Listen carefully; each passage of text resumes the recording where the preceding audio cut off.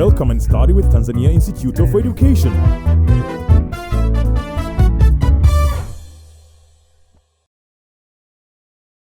Hello, dear student. Welcome to Geography Subject. My name is Emmanuel Stanislaus from Tanzania Institute of Education. We'll be discussing about research data, the lesson of today. As you are aware, the last lesson we discussed about research types. Now today we are focusing on the research data. What is a research data? Research data refers to the information collected or gathered in the field while you are conducting research. So the information you gather from the field so that you can use them to answer the question or problem identified, we refer to it as research data. Now, there are different types of research data, but today we are discussing primarily two types of research data. And these are primary data and secondary data. Now, what is primary data? Primary data, we say these are the information gathered primarily from the respondent. We say, in other words, is the one that are corrected afresh and for the first time, and thus happen to be original in character. They are the information corrected from the primary source. They are not from other sources like books and whatever. They are corrected from primary sources or afresh from the respondents. So now, in other words, for example, you are conducting a research about maybe the spread of coronavirus. If you gather information primarily from the first person, then we are saying you are getting the primary information from that person. You're not reading from books what has been written. You are getting afresh from the field. Then we say that is primary data. The primary data, in other words, say, is the first-hand information you get from the respondent. Another type of research data is secondary data. These are the data that has been gathered from documentary, such as books, articles, journals, and other written sources. In other words, we say secondary data. These are research data gathered from the sources that has been already prepared or corrected already. The data that are found in books, in magazine, in maybe WHO reports, and national census reports, and other written or already made written sources. So all the information we gather from all these sources, we say they are referred to as secondary data. Now, do you know about field research? And how can you differentiate between a field research and research? Okay, it's very simple. Let's have a look. We say field research refers to the type of research where the researcher corrects the data physically from the field. That's why we call it field research. You as a researcher, you have to go physically in the field and conduct your study.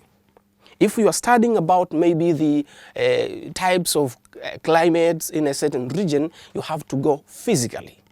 Not reading from the books or whatever. You have to go physically and correct the data from the field originally. So that kind of study, we call it field research. Okay, we can now continue and have a look on the more elements of field research. Why do we need or why do we emphasize much on field research? There are some advantages of conducting field research. Field research, we say, it allows researchers to gain first-hand experience. You know, if you go by yourself in the field, we are pretty sure that you will get the first-hand information. You will get the primary data. You will not be told by another person that, you know, there's this and this and this. No, you will get it afresh from the field. So it's very important as you can get the first-hand experience and knowledge about the people, about events, and processes that they study. We say it also shows the relationship between man and his environment. You know, if you go into the field, my dear student, it's very easy for you to interact with the nature or with the environment found in that area. So you'll get the link between you and the environment in which or on which you want to correct the information. So that is also another importance or advantage of conducting the field research. But in field research, we say it shows the scientific approach to geographical problems, such as overpopulation, migration, and waste mismanagement, or water and waste mismanagement. Yes, it's very true. Another advantage is that field research provides practical knowledge to students through selection, observing, reporting, and presenting geographical data from the field. It gives you practical knowledge. Practical knowledge. You know about the practical knowledge. The knowledge that you get practically by doing or correcting or seeing it in the field. You get the information on your fingertips because you are in the field. It's different from staying home or in your school and collecting information from libraries and other documentary sources. No. The field research gives you that avenue or that door of getting information afresh from the field and get the practical experience. But we also say field research provides you with additional material to what has already been discovered and written in the textbooks. You know, maybe the textbook has already wrote about the solar system, or maybe the climatic condition of Dodoma region. But you are in Bukoba or in Kigoma. You are reading the book. You'll only get the information that is written in the book. But if you travel and go to Dodoma and do that study by yourself, you'll get this advantage we are saying here. You'll get additional information or materials on that particular problem or issue that has been documented in the book. So it's very nice and advisable for you to go in the field and conduct a study by yourself. So another importance or advantage of field research, we say it creates peace and harmony when the sources and causes of some problems are researched. It gives you peace and harmony of not believing so much or remaining only with what is in the books, but you go practically to study by yourself in the first area or in the field. So there are so many importance of, advantages of conducting field research, and you can see it accelerates socio-economic development. For example, the researched soil promote agricultural development. If you go and test maybe the soil pH, the characteristics of soil, the porosity and whatever, you can get to know the different uses that can be applied on the soil, and hence you come up with a very conclusive remark on what type of agricultural activity or economic activity can be carried on that particular soil. So it's very important to conduct this kind of research. Yeah, as we have seen, there are some advantages of field research. Now let's continue. It promotes also thinking of you as a researcher. But on the other side, my dear student, we say there are also disadvantages of field research. Now, some of the disadvantages of field research include the following. Is suitable process when students are scientifically oriented, but when they are not, it is difficult to carry that kind of research. If you are well oriented on how to conduct it, it is very good. But if you have not received any kind of orientation or direction, you can end up by failing. So that's one of the disadvantages. But also, we say it consumes a lot of time. It's time consuming. You needed to travel to go to that particular place. You needed to gather some gadgets or some materials to go with. So if you don't have maybe the budget for that travel, then you want to be able to conduct that kind of research. But also, you need to have time frame to conduct that kind of research. It's different. You can't set the same time like reading book and conducting or traveling to do certain kind of study. So it's time consuming. But also another disadvantage, it is risky undertaking, especially where you are going in the area where people don't know you. And you want to research something about those people or that society. So sometimes it's very dangerous and you have to be very, very much careful. But field research, we say, may create conflict due to cultural barriers. You are going, for example, to study about the culture of the Maasai tribe or the Haya tribe. And you are not from that tribe. So if you don't know the cultural taboos of that particular tribe, you might find yourself violating some of their basic cultural practices. So for them, they won't bear with you. So you can come up with a conflict and then, so sometimes it's not very, very good to conduct this kind of research if you are not aware with all the taboos and cultural practices of those people. But we also say sometimes the researchers are fed with false information. You don't know what, if the information you are getting from these people is correct or is right or wrong. So sometimes they can feed you with wrong information. But who knows if whatever they are giving you is right or wrong. So it depends on the participants you've engaged. If they are very truthful, they'll give you very truthful information. But if they are not, then you'll get wrong information. So you have to be very careful on analyzing the information so that you get the correct information. So after seeing the disadvantage of the field research, let's have a look on the challenges facing field research. Challenges. What are the challenges? I know you might be thinking of the challenges as you have seen the disadvantages of this type of research. But some of them include inadequate funds. As you have seen, you have to travel and do this and this. So if you don't have enough money, my dear student, it is very disadvantageous for you to conduct this kind of research, and this is one of the challenges. So you need to have enough money. But also, inadequate research expertise. You need to be very expert in doing this kind of research because you are going to engage with a very different, maybe population, which you've not used to. So you need to have all the techniques and methods of engaging with those people, gathering information from them, soliciting some information, asking them very technical questions so that you get them in all corners and they give you the appropriate information you want. So it needs enough expertise. We also say sometimes the language barrier and poor participation of the respondents, sometimes it might face you, but not only that, but limited time to accomplish your task. You know, you need enough time, but again, there are always no enough time. So in the area of time is sometimes very challenging. Now, let us see the stages of conducting research. After we have seen all the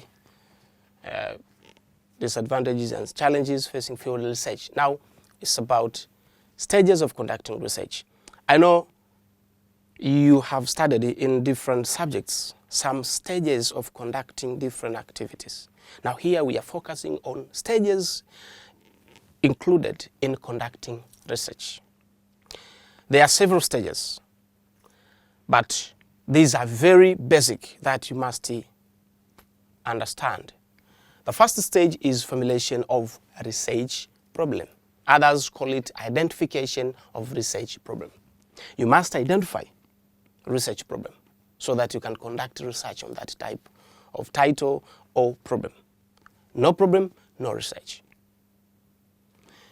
Second stage is literature review. After you have identified your problem, you have to go in and read books and other written sources like journals, magazines, newspapers, and other sources that are written so that to get information more on the problem you have identified or formulated. Third stage is about formulation of hypothesis. After you have reviewed your literatures and come up with maybe some information about the problem, now you have to put forward a tentative prediction of the results or of the relationship. That if this problem is like this, then this might be the cause or this might be the reasons. Or if this is like this, then so you have to establish that relationship, of which we call it a hypothesis. After you have developed or formulated the hypothesis, then you follow another stage that is pre-survey reconnaissance. This refers to like, okay, visiting the area or the place you want to conduct your research. If it's field research, you have to go before and see the place and go, okay, so know exactly some population characteristics that you will involve during the correction of data. Another stage, or the fifth stage, is research design. You have already put down your hypothesis, then you design your research. You say, okay, I will use this type, my research will be conducted in this way, I will use this population, I will use this research and whatever. So all these we say is like designing your research, referring to the hypothesis and the literature review you've done and the problem you've identified. The sixth stage is data collection. You have research design, now you go and correct your information from the participants we've been discussing. From the sample, whatever you have said, then you correct information from them. Stage number 7 is analysis of data. You've corrected your data, so what? What next is to analyze the information of the data you've gathered. Stage number 8 is hypothesis testing. You know, you formulated the hypothesis. Then it reaches a point where you have to test the hypothesis to see if it fitted on what you've tentatively predicted. So after testing the hypothesis, you generalize and interpret the information. So generalization and interpretation of your findings. You interpret, you generalize, like, okay, if this and therefore this will be, so you just rate your information to the interpretation, and so that you can go to the last stage, that is presentation of the results and report writing. After you have interpreted the information, you present them using different geographical methods like graphs or charts or whatever. And then from there you draw your conclusion. And then you finally put down a report that, okay, this is the research and this is the report, therefore this is what I have found out. So these are 10 basic stages of conducting research. Now, in this lesson, we are going to focus on the first 3 or 2. Then we'll see if time will allow, we'll go to 3 stages. The first stage is formulation of research problem. Don't think of big things. Just focus on these in a very simple way. It is about developing or identifying or selecting the title of your research, the topic you want to start about. We are saying a research problem is a statement about an area of concern, a condition to be improved, a difficulty to be eliminated, or a troubling question that exists in scholarly literature, in theory or in practice, that points the need for meaningful understanding and deliberate investigation. In short, we say the research problem is the issue that you have identified you want to conduct research so that you get answers for that. So we can say in identifying research problem, you have to define your problem. Okay, you don't just say, okay, this is my research title, this is my research topic, this is the issue I want to start about. You identify it and define it. Put it in a very clear and understandable way. so that it can be easily understood by yourself and by even the people you are going to engage with during data collection. So that is what we call defining or clarifying your research problem. In other words, we say defining the research problem is the step that drives the scientific process. It is the foundation of research design. From true experiment, you conduct some experiment if necessary, so that you get exactly the focus of your research. So this removes you, or just pull you from having a lot of issues to concentrate and focus on one specific area. So that is narrowing down your area of interest. So that is what we call defining research problem. Now, when defining research problem, the following aspects should be observed. You must observe the following aspects. There should be things like technical terms and words or phrases that you want to include in your research. You must be very, very careful with these technical terms and words. But also, you have the basic assumption relating to the research problem should be clearly stated. Basic assumptions. The hypothesis you want maybe to formulate should be very clear from the very beginning. So after clarifying the terms and words or phrases with a special meaning, then you have to make sure that the assumptions are clearly stated. But also, the suitability of the time period and source of data should be considered. The relationship between the type of data you want to collect and the time frame you've put forward, you also have to consider all these so that you get exactly good research title as possible. But also you have to consider the scope of the investigation or limits within which the problem is to be studied. How far do you want to study your problem? So you must be very careful with the scope of your problem. How far do you want to reach? How far do you want to go? So my dear student, watch that also. Now, steps in developing a research problem. There are many steps.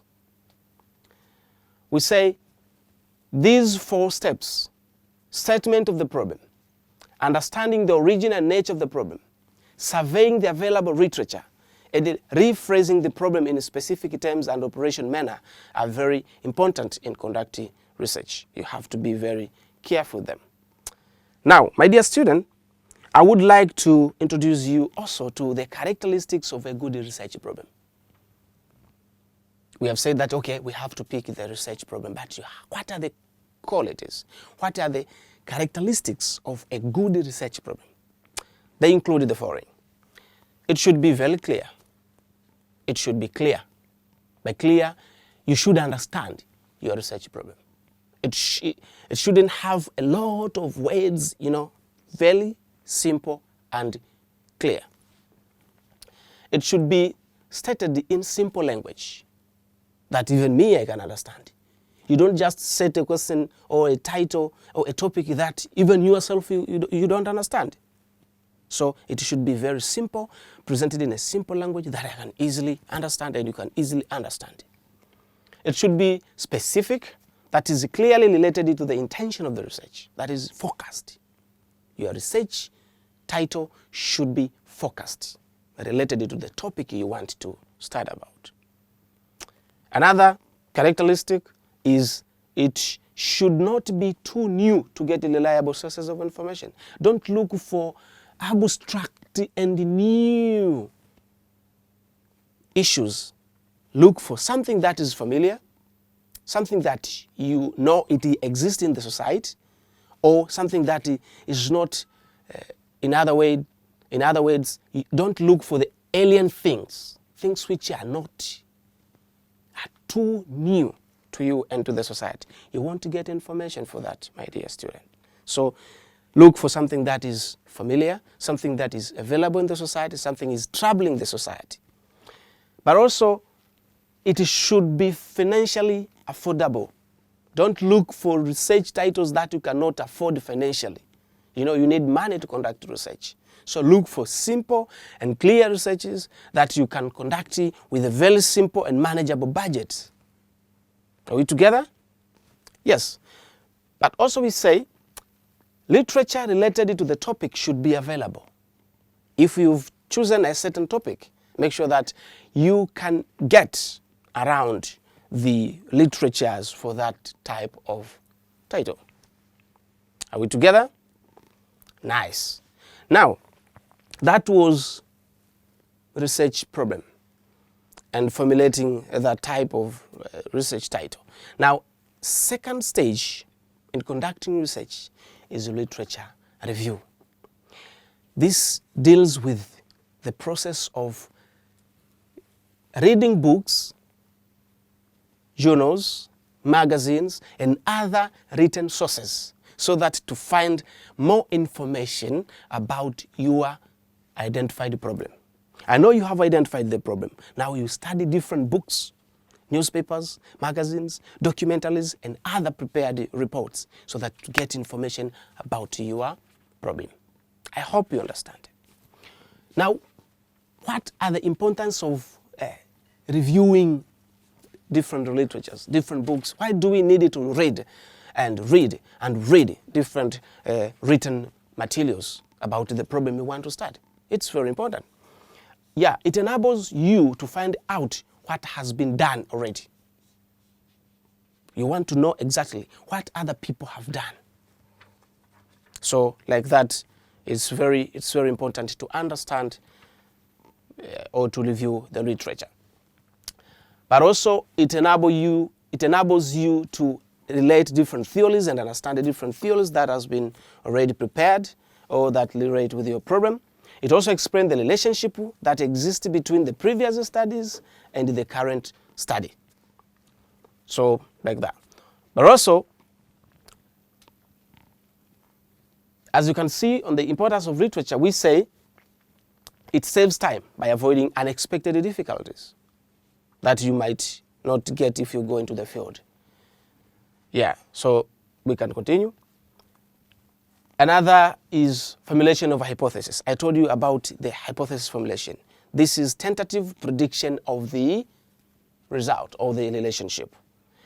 Now, we have two types of hypothesis. There is two types of hypotheses, alternative hypothesis and null hypothesis. Alternative hypothesis are the type of hypothesis that gives out the positive relationship between variables. It gives positive relationship between variables. Now, my dear student, we have reached to our end of the lesson for today. We will continue next lesson. Thank you very much for your attention. And now I want to leave you with these two questions. The first question is about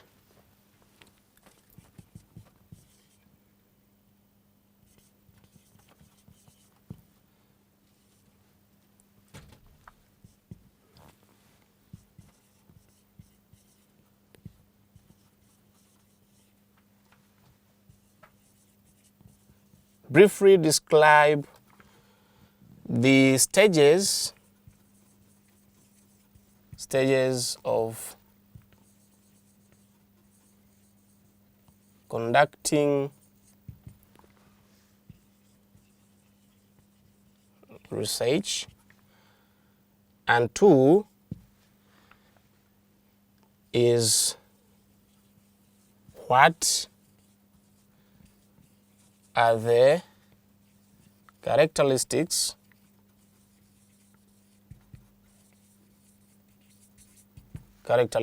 of a good research program. So these are two questions of which I want you to do on your own, and then we will meet next lesson. Thank you very much. Bye.